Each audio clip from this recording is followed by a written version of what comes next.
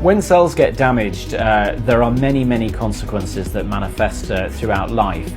Often there's an accumulation of damage. We're very familiar with the really serious conditions to do with DNA mutations and so on. But even gradual changes and gradual accumulation of damage can cause what we call health deficits. You can get that as a generalized increase in rate of aging. You can see things like neurodegeneration. You can see things like blood vessel integrity reduction. That can lead to things like poor cardiovascular health, or even poor blood nutrition to the skin. So you start to see changes in your skin condition and so on. Now, inside cells, they're a little bit like car engines.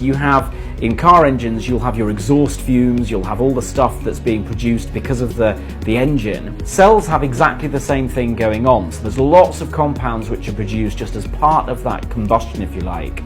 And what that does is it creates lots of oxygen, reactive oxygen species, right? So they're oxygen based. So they go around inside the cell. They might start to break apart cellular walls. They might start to damage your DNA. And so the body realizes that this is not a good thing. All this needs to be cleared away. All of it needs to be tidied up. And the way it does it is to have an antioxidant system. And antioxidancy is very important as well for telomeres, actually, because again, these reactive oxygen compounds can damage your telomeres as well and make them shorter than they should be. There's some very common antioxidants that we are all very familiar with, things like vitamin C you will get in oranges.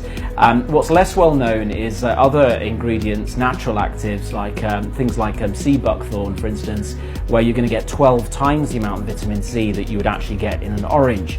Even more unusual extracts, which have got very powerful effects, are things like the Roxburghii extract. In that particular situation, not only do you see a very much greater increase in the vitamin C liberation, but you'll also have things like superoxide dismutase, which is a very powerful antioxidant, glutathione precursors, which are other very powerful antioxidants, much more powerful than the vitamin C.